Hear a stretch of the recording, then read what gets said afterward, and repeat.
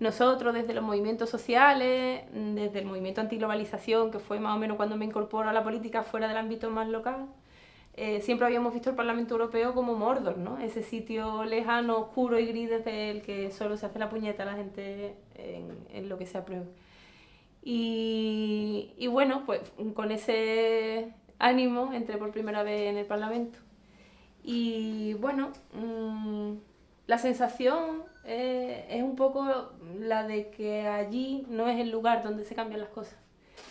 La sensación es que es muy fácil acomodarse al trabajo que allí se hace, es muy fácil pensar que el tiempo que se invierte tiene un efecto concreto, porque se invierten muchas horas para arrancar muy poco, para sacar una resolución, para sacar una declaración institucional, para sacar alguna migaja con el que puedes autosatisfacerte, pero que luego en realidad no tiene un efecto concreto sobre la vida de la gente, sobre el cambio de la correlación de fuerza entre los de abajo y los de arriba, por llamarlo de alguna de las posibles maneras.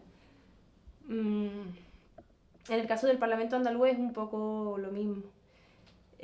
Quizá la utilidad de las instituciones en una dinámica de empoderamiento ciudadano, de removilización social, de conquista para la mayoría, es más performativo, es ocupar el espacio que antes estaba, en el que antes estaban cómodos quienes legislaban y ahora empiezan a no estarlo tanto, ¿no? No solo estar en las calles, sino ocupar el lugar donde antes se atrincheraban cómodamente y hacían y deshacían sin que nadie fuera testigo directo de lo que hacían, y es visibilizar las luchas, las reivindicaciones de la calle en ese espacio de cercanía. Pero nosotros sabíamos, pues también cuando nos movilizábamos, que el problema no es que los representantes públicos, que los políticos, que los gobernantes, que los poderosos estén sordos, no tienen un problema de sordera, que no se enteran de que necesitamos esto, no nos escuchan, si nos escuchan saben perfectamente lo que demandan los movimientos sociales.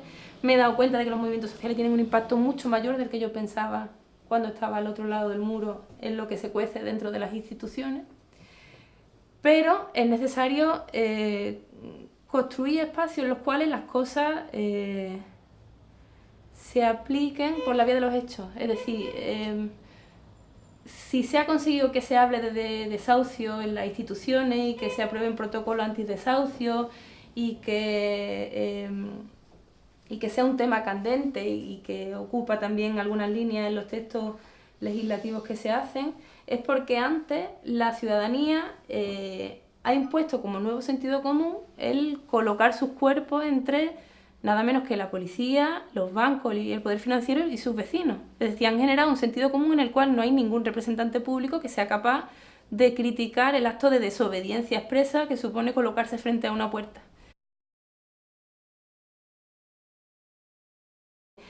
El 15 de mayo de 2011, absolutamente todos los que llevábamos años intentando convocar asambleas, reuniones, coordinadores, manifestaciones, concentraciones, campañas, nos quedamos boquiabiertos con el hecho de que la gente decidiera expresar de esa forma tan espontánea, porque al principio fue una cosa absolutamente espontánea y tan masiva, su indignación en las calles con un discurso tan radical.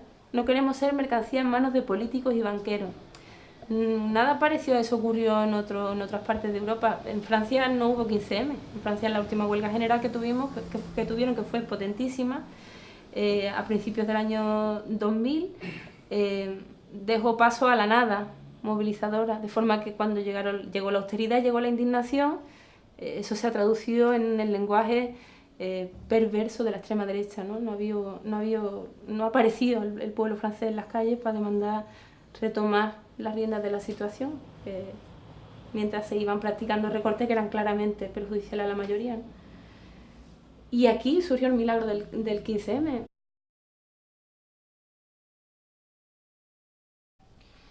Yo nunca he diseñado ninguna de las estrategias en la construcción de un proceso de cambio. De hecho, Podemos se parece muy poco a lo que yo algún día pensé que pudiera ser una organización política que tradujera el lenguaje de un programa de cambio, las reivindicaciones, las demandas, las resistencias de la calle. Yo pensaba, bueno, pues los movimientos sociales un día nos pondremos de acuerdo territorial y sectorialmente, iremos construyendo una alternativa política que sea la traducción en positivo de lo que permanentemente estamos diciendo no, ¿no? No a los recortes, no a los desahucios, no a la violencia machista, pongámoslo en positivo y conformemos una organización que aspire a desalojar del poder a quienes hacen las leyes, a quienes de alguna manera están generando, alimentando y haciendo posible la situación de abuso de los poderosos con respecto a la mayoría. Ellos son el ayudante imprescindible.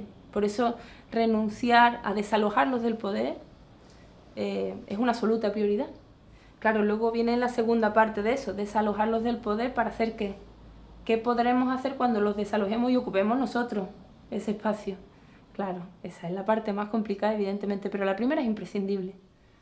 Si no hacemos la primera, sabemos perfectamente lo que viene después. Y lo que viene después, y esto tiene que ver con la aceleración del ciclo, que me planteaba antes la pregunta, pero que no está aquí, lo que viene después es la pérdida de dos cosas, de derechos, pero también de memoria, de lo que se tenía, de lo que se peleó, de lo que construimos juntos, y lo que se pierde en esos procesos de una generación a otra es enorme. Es decir, nuestros hijos pueden acostumbrarse perfectamente a que la sanidad no sea un derecho universal o a que la educación no sea garantizada, venga uno de la familia que venga. Y esa es la responsabilidad y la prisa que tenemos ahora por desalojarlo, por pararlo y por quitarlo. Lo que viene detrás es un enorme reto, que es el de darle la vuelta a las instituciones como un calcetín, generar espacios de autorrepresentación de la gente donde la convivencia colectiva, la organización de la sociedad sea el resultado de un proceso democrático fundamentalmente de participación. Si a través de la contienda electoral somos capaces de abrir brechas políticas, ideológicas, culturales y también, y yo espero, sociales en el sentido de movilización, si somos capaces de reabrir un ciclo de movilización ahora acompañado por una estrategia político-institucional electoral, creo que son ingredientes interesantes e indispensables. Insisto, y nunca, siempre he pensado que son tres estrategias que nunca son contradictorias y forman parte también de los debates entre los movimientos sociales que teníamos entonces, entre la izquierda. Las luchas reformistas, digamos, por recuperar capacidad de salario, recuperar derechos sociales, recuperar lo que se perdió, hacer reformas que mejoren la vida de la gente, no es contradictoria con demostrar que la vida se puede organizar de otra manera, llevar adelante proyectos de autogestión, de lo común, de cooperación social para hacer cosas, para hacer las cosas de otra forma, demostrar que se pueden tener un modelo económico solidario, sostenible con la vida en el planeta, que ponga la prioridad y el centro en las personas, y teniendo ese tipo de experiencia y la de ejercer el poder de otra manera, porque el poder existe, sí o sí. Si no es nuestro, pues es de otro. Quizá lo que hay que plantearse es una estrategia desde fuera del ayuntamiento de removilización y de autoorganización de la gente. Es decir, necesitamos generar espacios de apoyo y de contrapeso en la calle, y eso quizá no lo estamos haciendo demasiado preocupados por saber manejar mejor que nadie la máquina de la gestión municipal. También es una preocupación lícita, quiero decir, a uno de repente le dan los mandos de una institución tan importante como es un ayuntamiento en una ciudad relativamente grande o pequeña, da igual, a uno le dan los mandos de la gestión de la vida pública de una comunidad que es tu comunidad, que son tus vecinos, que son tus padres, que son tus tíos, que son tus hermanos, y la primera preocupación y fundamental es que la bicicleta siga andando, ¿no? Porque cuando la bicicleta se para se cae, ¿no? Y uno tiene que primero aprender a utilizarla.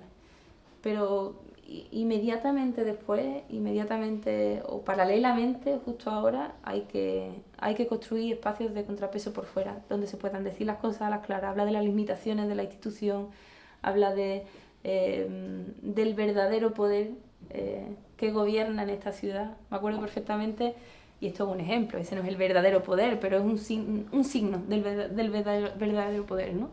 una vez que estuvimos en el Diario de Cádiz y vimos un salón repleto de todos los archivos, ¿no?, del Diario de Cádiz, que va a cumplir 200 años, ¿no? Y tú entrabas allí y decías, el poder también está aquí, ¿no? El poder también está aquí. Y llevan 200 años y nosotros llevamos 5 meses, ¿no? Pues a la gente hay que decirle eso. Y hay que decirle a la gente que las cosas hay que conquistarlas y que cuando se reducen los privilegios de los poderosos, evidentemente no nos van a poner las cosas fáciles y hay que enfrentarse a escenarios de valentía y de riesgo que son difíciles de asumir ahora con el nivel de conciencia existente ahora. O el ayuntamiento nos sirve para elevar el nivel de conciencia de la gente, como ha pasado en muchos pueblos de Andalucía, donde tradicionalmente, por ejemplo, ha estado la CUT y el SAT, ¿no? Allí sí tú ves que la gente sabe por qué se consiguió ocupar una finca, por qué se consiguió generar empleo en un municipio con pleno paro, lo conquistaron los abuelos, que los hijos tienen que salvaguardarlo, cuál fue la herramienta útil para conseguir eso, y eso se traslada de generación en generación. Nosotros acabamos de empezar, llevamos 10 meses, pero hay que empezar a generar esa cultura. Si el ayuntamiento no nos sirve para elevar el nivel de conciencia de la gente y la combatividad de la gente, pues no nos habrá servido para nada. Yo os puedo ayudar de 3 maneras.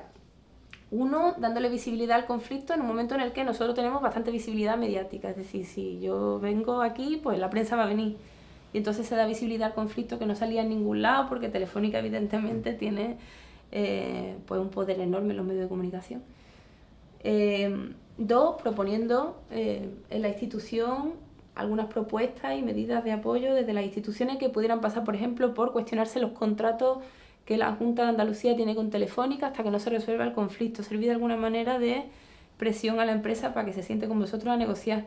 Y la tercera es apoyar a la caja de resistencia con el sobrante de las dietas. Entonces eso nos da una herramienta muy potente de apoyo a las luchas que se dan, porque para nosotros es muy importante que esas luchas ganen, porque si todas las batallas que se dan en una huelga, en un centro de trabajo, en un barrio, en una ciudad, en un pueblo, si todas se pierden, nadie va a tener estímulo para seguir peleando. Va a haber la memoria de que quien se mete en un lío solo va a salir perjudicado, ¿no? Entonces necesitamos cosechar victorias.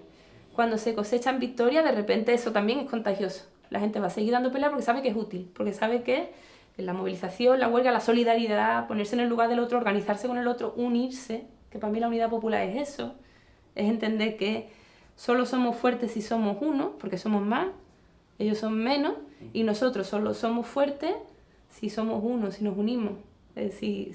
Como somos más, si vamos cada uno por nuestro lado, estamos vendidos, pero si vamos juntos.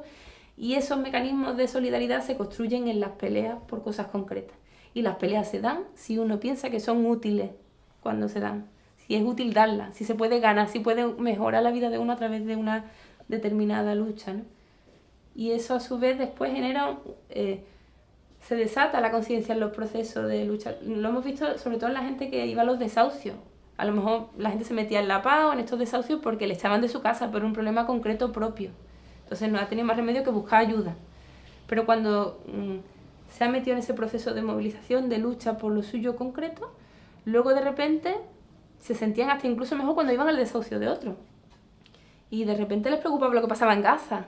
Y de repente les preocupaba la huelga de los compañeros de Vodafone que vinieron al último desahucio.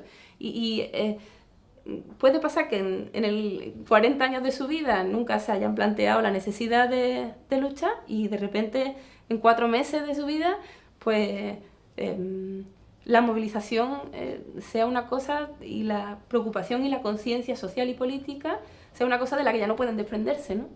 Y esa es la esperanza que yo tengo en la posibilidad de cambiar, que el tiempo parece algo muy diluido hasta que de repente en poco tiempo pasan muchas cosas y la gente ya no es igual que antes de esos procesos, ¿no?